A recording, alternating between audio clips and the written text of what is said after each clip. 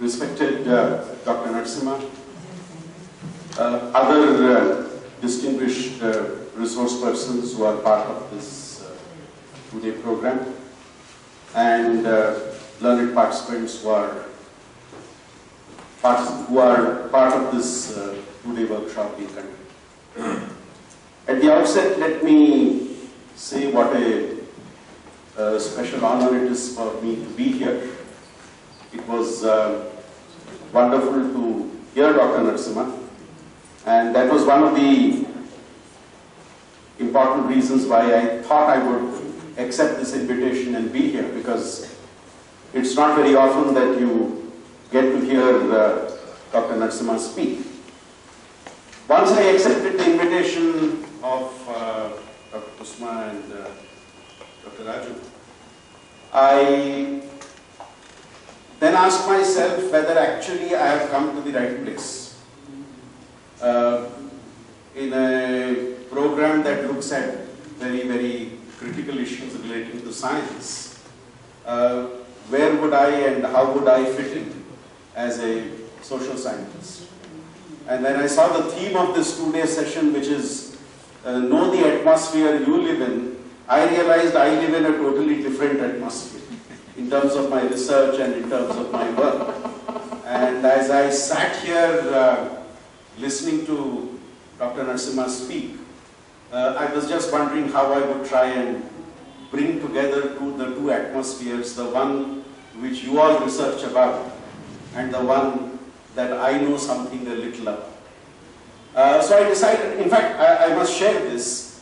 The original theme that was given to me by Dr. Kusma to speak on is the innovations that have happened in the Indian education system of late. I would focus on that, but I will do it from a totally different perspective. What I plan to use my 10 to 12 minutes for is basically to look at 2 or 3 things. Having been actively involved in the framing of the new education policy, which is now before the government for approval, I would like to link that new education policy to the whole question of research and the dimensions which it brings in with regard to the direction that research, not just in premier institutions like the Indian Institute of Science, but the direction that research, be it in science or other domains, should take, ideally must move in the direction of in various universities and in colleges. So that would be the focus of what I plan to say. I would like to dedicate whatever I am going to say today to maybe those 25,000 young students who in the last 37 years have allowed me to learn with them in their classroom. I don't have any of those illusions that I taught anybody in 37 years. But in these 37 years, 15 to 20,000 students have allowed me to learn with them in their classroom. So a lot of what I'm going to share now in the next 10 to 12 minutes will be linked to that particular dimension. As Dr. Narasimha and I were sitting on the stage, I reminded him that the first university research retreat that we did in 2012 was a retreat where he was one of the keynote speakers. And as I sat there listening to Dr. Narasimha, I took the privilege of opening my email and going back to 2012 and looking at the summary that had been prepared by my students of what Dr. Narasimha spoke that day, way back 7 years ago. And I think that's very, very, very interestingly linked to the issue of the direction of higher education in the 21st century and the linkage of research and learning with the 21st century goals that we have.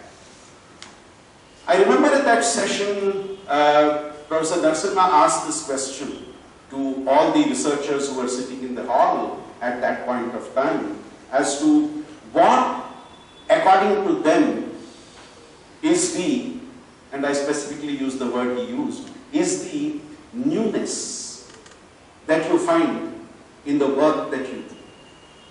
He was addressing PhD researchers and he asked this question, what is the newness that you find in the research that you wish to do?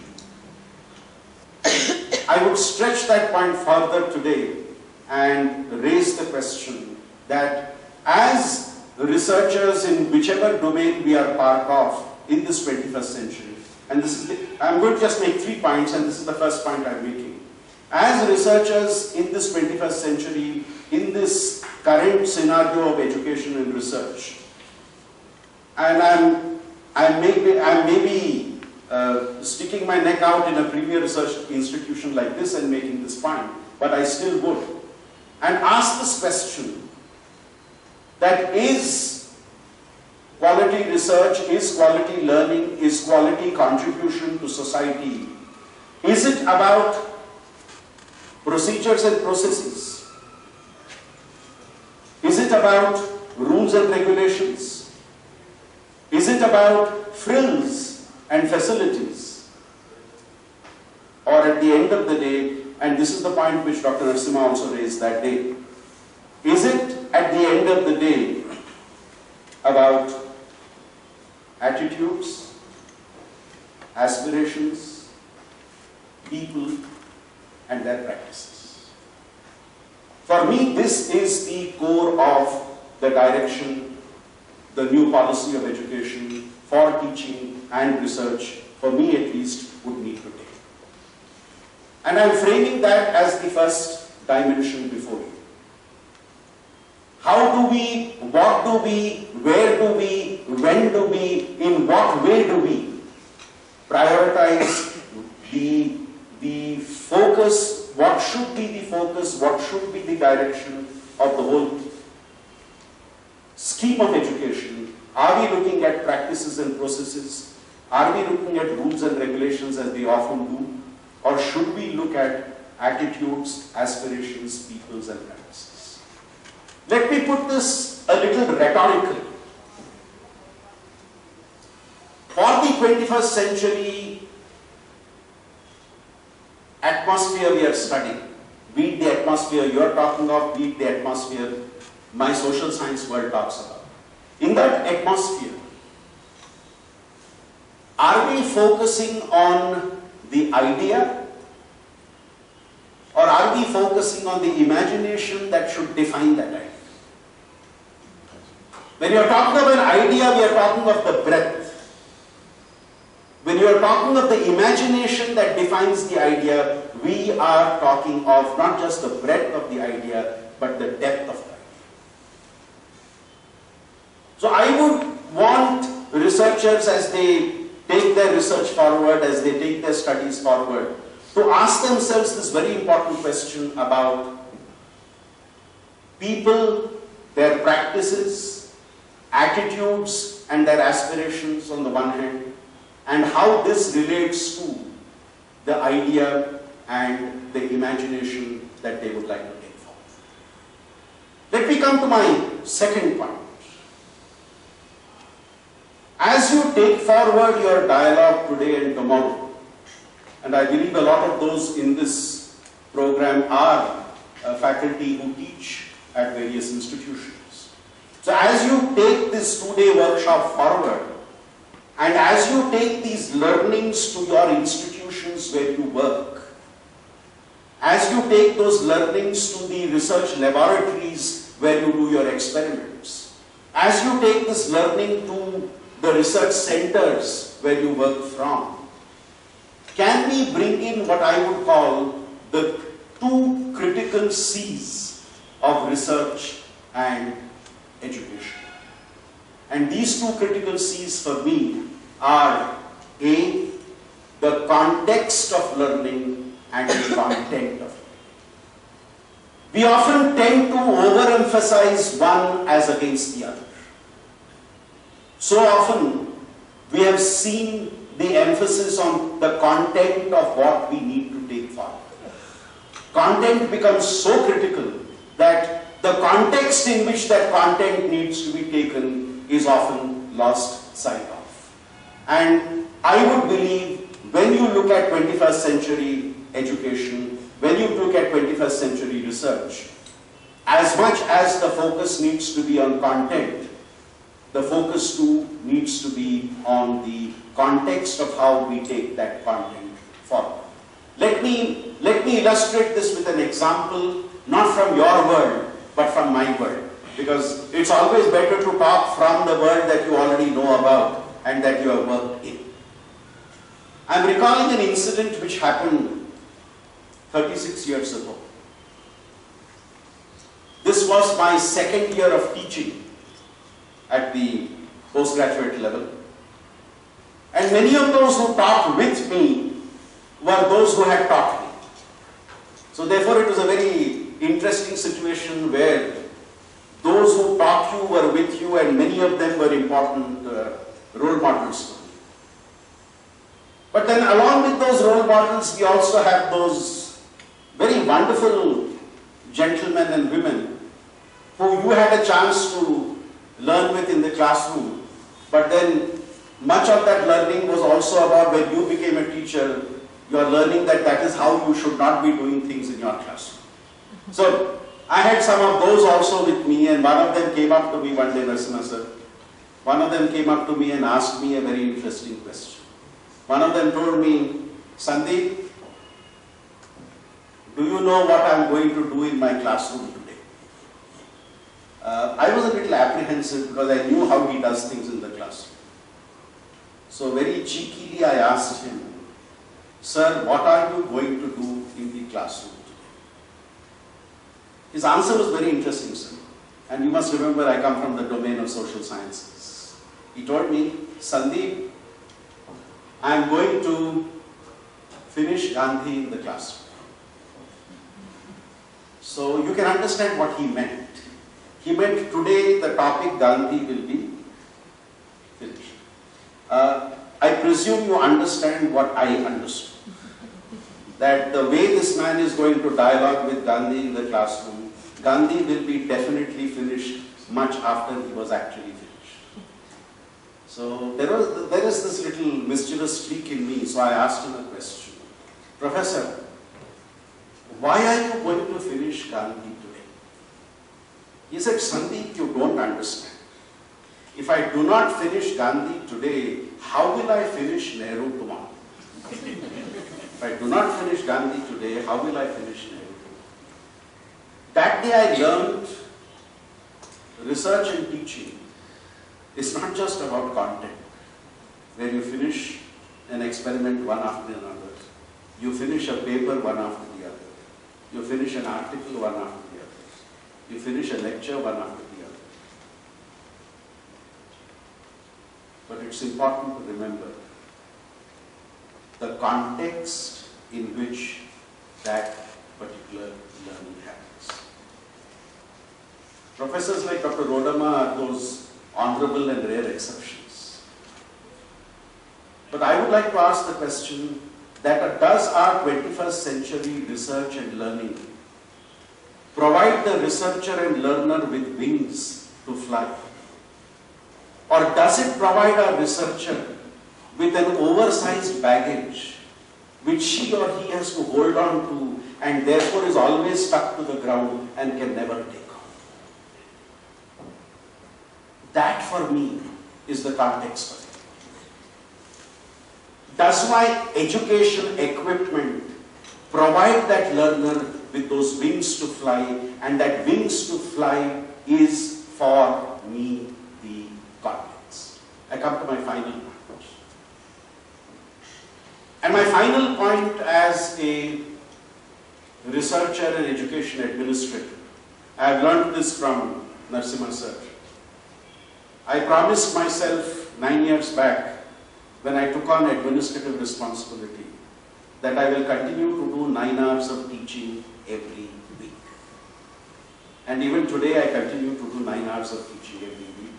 Administration can be always taken care of, but your learning can never end. And your learning can never continue unless you have that 9 hours in the classroom. And it's in that context I'm making the point.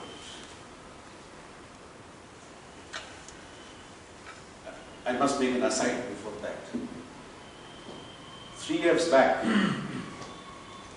the Karnataka Education Minister got a circular made in university sent to all universities.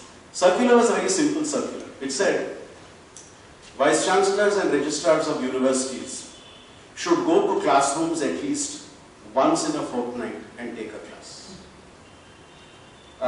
The media asked me to respond and write an article on that. I wrote a very strong article which I got into a lot of trouble for. I said, if the government appoints the right people as Vice Chancellors, you don't need such an order to be issued. Because a serious academic will always want to continue to go to class. The challenge is you have appointed people to those positions who gave up taking class and doing research 10 years ago. So where is the need for them to go to a class after that? I am raising a point, friends, which is 21st century education, and you all participating in this workshop would be those in leadership positions 5 to 10 years from now. For me, education in the 21st century requires a very critical slogan to take it forward. And for me, that slogan is a very simple one. Working with passion, leading with compassion, and achieving with conviction. For me, and I've said this very often, the research and teaching mantra for the 21st century needs to be this: leading with passion. When Narasimha sir spoke about the work he did, I could see the twinkle in his eyes, I could see the energy in his words, and I could see the enthusiasm in his actions. Can we, in whatever we do and how we take forward what we are learning, work with passion, and as we take leadership positions, lead with compassion, which I know many leaders sitting in the front row here have been doing, and finally achieve with conviction. When Narasimha sir spoke about the conclusions that the various studies he has been involved have come up with, it avidly demonstrated the convictions that he stood for and which he has transmitted to those he has worked. So friends, let me conclude by reiterating the 3 points which I thought are critical in any education research system of the 21st century. Point number 1, the focus on people and their practices, the focus on attitudes and aspirations much more than rules, regulations, procedures, and processes. Point number 2, can our research and our teaching focus as much on the context of learning as it does on the content of it? And point number 3, can we build a research and teaching culture which is permeated by the principle of working with passion, leading with compassion, and achieving with conviction? I thank you for giving me such a patient hearing. And though I am somebody who has got into an audience which I do not claim to be a legitimate part of, but thank you for giving me a patient hearing. And I do hope some of the things I have said would resonate with the work that you all do. And I must say that the last 1 hour 15 minutes I have spent here has been a great learning experience for me. So even if you do not take away anything from the last 10 minutes I have spoken, I definitely am much richer in terms of perspectives and learning, having had the benefit of hearing Narasimha sir, something which I would walk miles and meters to be able to do, especially after I heard him the last time at my university.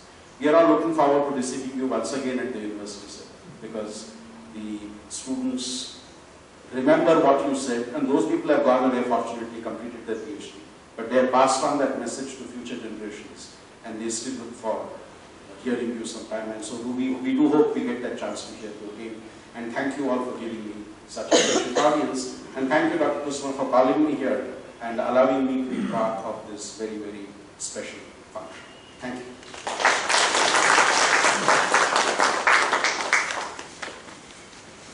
Did I take more than my time?